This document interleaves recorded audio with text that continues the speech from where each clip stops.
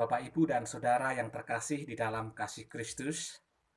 Shalom, selamat pagi, Tuntem Rahayu. Kami selalu berdoa kiranya Bapak Ibu semua dalam keadaan sehat dan senantiasa diberkati oleh Tuhan. Bapak, Ibu, dan Saudara yang terkasih, firman Tuhan pada saat ini diambilkan dari Mazmur 23 ayat 1 sampai yang ke-6. Dan saya akan membaca kembali pada ayat yang keempat, yang demikian firman Tuhan. Sekalipun aku berjalan dalam lembah kekelaman, aku tidak takut bahaya, sebab Engkau besertaku. Gadamu dan tongkatmu, itulah yang menghibur aku. Demikian kebenaran firman Tuhan. Yang berbahagia kita yang mendengar, menghayati, dan melakukannya. Haleluya. Saudara yang terkasih di dalam kasih Kristus, tema perenungan pada saat yang indah ini adalah berjalan dalam lembah kekelaman.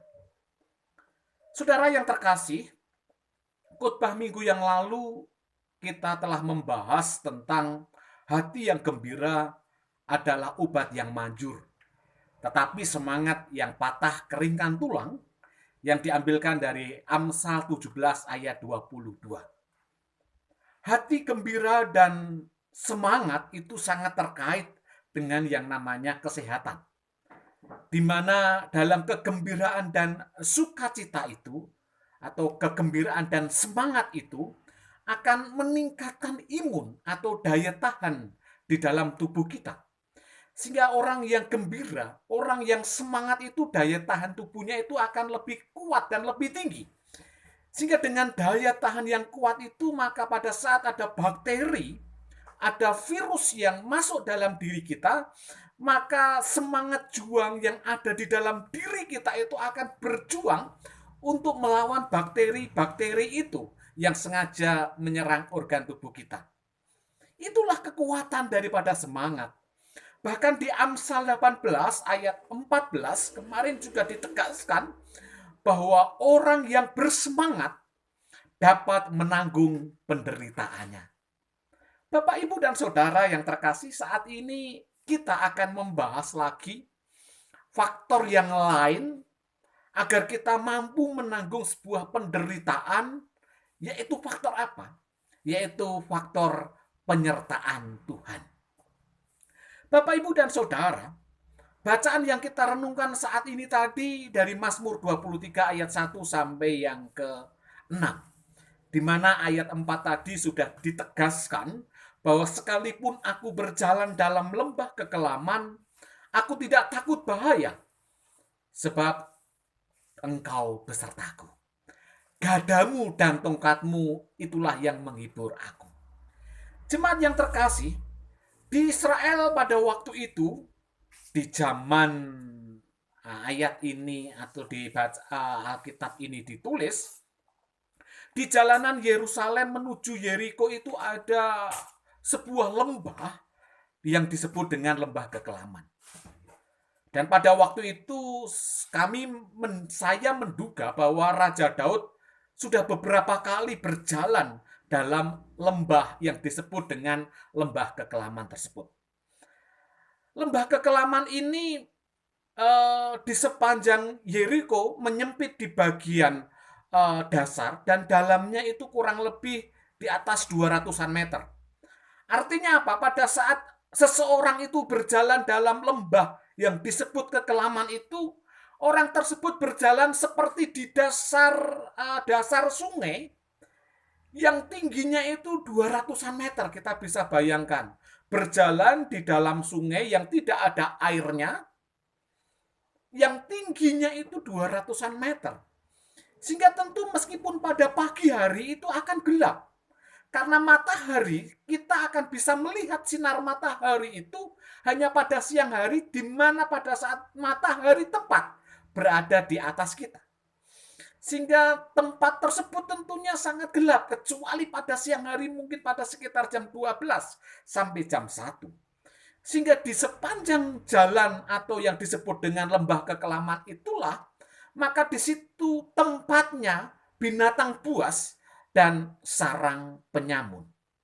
Saudara yang terkasih, dalam bahasa Ibrani, lembah kekelaman ini ditulis dengan sebutan Salmawet. Salmawet itu berarti bayang-bayang kekelaman. Kata ini serupa dengan istilah mawet yang artinya kematian. Sehingga dalam terjemahan lain, di Alkitab terjemahan lain, ini bukan diterjemahkan sebagai lembah kekelaman, tetapi adalah diterjemahkan sebagai lembah bayang-bayang maut. Artinya apa? Setiap orang yang berjalan dalam lembah itu seperti diliputi oleh bayang-bayang kematian. Sehingga Daud ini mengibaratkan orang yang berjalan dalam lembah kekelaman itu seperti domba yang berjalan di antara serigala-serigala atau singa-singa yang lapar, yang siap menerkam domba-domba tersebut. Bapak, Ibu, dan Saudara, dari bacaan tersebut setidaknya ada 3 pesan atau 3 hal yang ingin saya sampaikan. Yang pertama, bahwa lembah kekelaman atau istilah pendeknya lembah begitu, merupakan bagian dari kehidupan dan terjadi pada semua orang. Setiap orang tidak bisa menghindari yang namanya lembah kekelaman itu, baik orang bebal maupun orang percaya. Hal-hal baik terjadi pada orang-orang jahat. Tetapi sebaliknya, hal-hal yang buruk terjadi juga pada orang-orang yang baik. Semua orang tidak akan lepas yang namanya penderitaan. Semua orang pasti akan seperti berjalan dalam lembah kekelaman. Tidak ada yang bebas dari rasa sakit, dan tidak ada manusia pun yang bisa menghindari kesukaran. Bahkan kalau kita kaitkan dengan COVID-19 ini, tidak ada seorang pun yang bisa kebal terhadap corona. Entah itu orang baik, entah itu orang jahat. Bahkan pemazmur pernah mengatakan bahwa orang benar justru seringkali mengalami kemalangan. Bahasa lain, pemazmur ingin mengungkapkan bahwa justru orang yang benar di mata Tuhan ini seringkali akan diperhadapkan berjalan pada lembah kekelaman itu. Hal ini bisa kita lihat misalnya contoh Yusuf. Kita ingat bagaimana sejak kecil dia sudah disingkirkan oleh saudaranya, dibuang. Bahkan setelah dia sudah mulai dewasa menjadi seorang pejabat, dia harus difitnah oleh istri Potifar, masuk penjara dan seterusnya. Kita ingat Daniel dimasukkan dalam kandang singa. Kita ingat juga yang namanya Sadrak, Mesak, Abednego, maupun Rasul Paulus dan juga tokoh-tokoh ataupun orang-orang benar lainnya. Saudara yang terkasih, tetapi satu hal yang menarik, bahwa meskipun mereka diperhadapkan dengan sebuah lembah yang disebut dengan kekelaman, Tuhan tidak pernah tinggal diam terhadap keberadaan umatnya. Tuhan tidak pernah tertidur dalam memperhatikan anak-anaknya. Meskipun kemalangan itu terjadi, Tuhan akan terus melepaskan mereka dari kemalangan itu. Maka Mazmur 34 ayat 19, Tuhan berfirman demikian. Kemalangan orang benar banyak sekali, tetapi Tuhan melepaskan dia dari semuanya itu. Jemaat yang terkasih, pada saat kita ini berjalan dalam lembah kekelaman, saudara tidak perlu takut dan tidak perlu ragu-ragu. Tetap percaya bahwa sesungguhnya orang benar senantiasa diperhatikan oleh Tuhan. Tuhan akan melepaskan kemalangan itu. Amin. Hal yang kedua, bahwa lembah kekelaman itu tidak bisa diprediksi kapan datang dan sesungguhnya hanya bersifat sementara saja. Saya katakan lagi, semua orang tidak bisa memprediksi kapan kita akan berjalan pada lembah kekelaman, kapan kita akan berjalan pada padang yang berumput hijau. Kita tidak bisa memprediksi saat ini mungkin kita sedang mengalami berjalan di tengah-tengah sukacita. Berjalan seperti di padang rumput yang hijau. Tetapi kita tidak tahu, bisa saja esok hari kita berjalan pada padang yang gersang, bahkan pada lembah yang penuh dengan kekelaman. Jemaat yang terkasih, saat ini saya benar-benar merasakan bagaimana corona ini seperti serigala, monster, yang meskipun tidak kelihatan tetapi buat sekali yang berusaha untuk menerkam kita. Kita seperti sedang berjalan pada yang namanya lembah kekelaman itu. Kita seperti berjalan pada lembah bayang-bayang maut.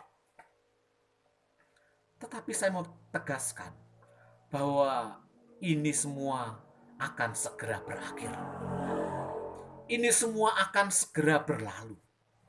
Masa sukar itu seperti terowongan. Saat ini mungkin kita sedang masuk dalam terowongan yang tampaknya begitu gelap. Tetapi ingat bahwa di depan, di ujung terowongan itu ada terang. Ada cahaya yang indah. Jemaat yang terkasih, Kidung Jemaat 332 yang judulnya kekuatan serta penghiburan, pada bait terakhir itu disebutkan, suka dan derita bergantian memperkuat imanku. Saudara, meskipun saat ini mungkin kita sedang mengalami kesukaan, jangan terlena. Tetapi bisa saja di depan saudara ada kedukaan yang menanti. Tetapi sebaliknya, saat ini mungkin saudara sedang mengalami yang namanya kedukaan, kekecewaan, patah semangat, depresi, penderitaan yang teramat sangat berat, penyakit, entah itu penyakit karena COVID atau virus corona atau penyakit-penyakit yang lain.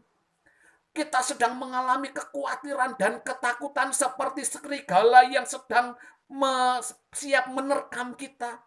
Kita seperti berjalan di bawah bayang-bayang maut.